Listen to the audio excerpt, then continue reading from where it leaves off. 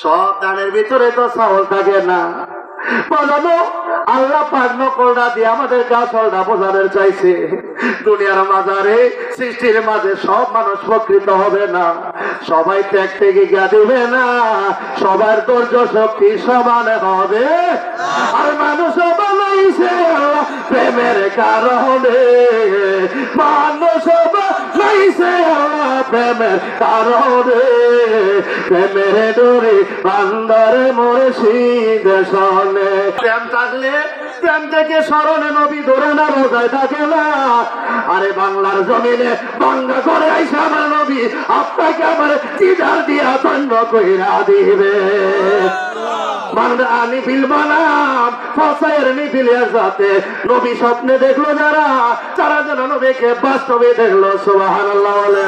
আমারে মদিনায় নিবা নি দয়াল নবীজি, আমারে মদিনায় নিবা, আমারে মদিনায় নিবা নি দয়াল নবী গো, আমারে মদিনায় নিবা। এই সময় আপনাদেরকে আমি একটু খোরাক দেওয়ার চেষ্টা করবো। বাজানো এই জন্য রহমতের নজর যদি আপনার উপরে থাকে, তাহলে আপনার এই মোর্দা কলপটার কি মোর্দা থাকবে না। আপনার আত্মশুদ্ধির পথ তো নিজে নিজে আপনি করতে পারবেন না, নিজে নিজে হওয়া যাবে না, নিজেকে সঠিক করা যাবে না। আমি গুনাহগার, আমি অপরাধী, আমি আসামি, আমি বাঁকা। বাজানো এই জন্য আল্লাহ রাব্বুল আলামিন নকলটা দিয়ে আসলটা বুঝাইছে। আরে ধানের সোবার মাঝে সেটা আছে, সেটা থাকবো। এই জন্য বাজার যদি সুসা না থাকে তাহলে ধানের চাউলের পরিচয় হবে না, ঠিক কিনা? আল্লাহ যে জান্নাত জাহান্নাম বানাইছে আসলের পরিচয়ের জন্য। যারা আসলটা বুঝা আসলে প্রবেশ করিয়া গ্রহণ করিয়া হৃদয়ে লালন করিয়া প্রেম জগতে জাপ দিয়া যারা সম্বল কামাই করে যাইতে পারবো, কবরে যাওয়ার মাত্র আমার নূরের নবী আপনাকে আমাকে রিসিভ করবে। বিসমিল্লাহি ওয়া আলা মিল্লাতি রাসূলিল্লাহ। এই দোয়াটা তো শুধু মুসলমানরাই পারেন না, সারা জাহান সব জায়গায় পড়া হয়। একটা মানুষ মারা যায় না, একটা মানুষের শুধু এক সময়ে যায় না, বাজানো কোটি কোটি কোটি মানুষ মারা যাইতেছে, ঠিক কিনা? আর কোটি কোটি মানুষের কবরে আসে, প্রেমিকের কবরে আমার নূরের নবী হাজির নাজির থাকে। আমি যাব কবরেতে, এত যাবে না, 2-3 দিন খাদার পরে মনে রবে না। উম্মতের ওয়ালা নবী আসেন কাঁদিতে, ওদের জন্য কাদের নবী ওই মদিনা। নবী কেন আল্লাহর ওলিরাই সব জায়গায় যাইতে হয়। সুবহানাল্লাহ।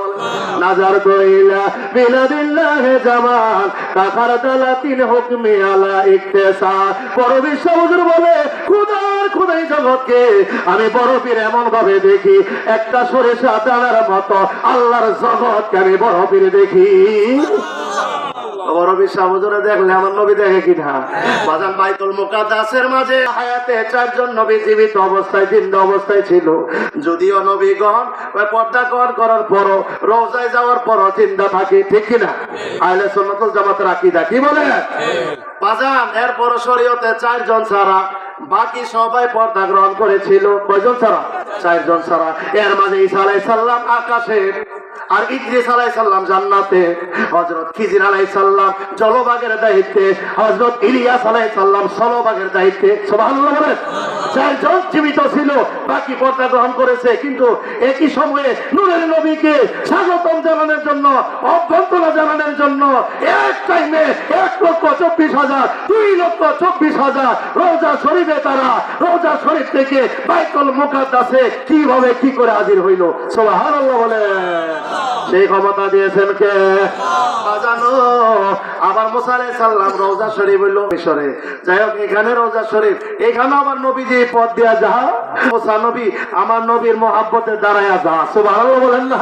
তাজিমে কিয়াম অবস্থা আমার নবীর সালাম জানা। তাইলে নবীর সম্মান তাজিম যুগে যুগে ছিল, আমাদের মাঝে আছে, থাকতে হবে, না হলে ইমানদার দাবি করা যাবে।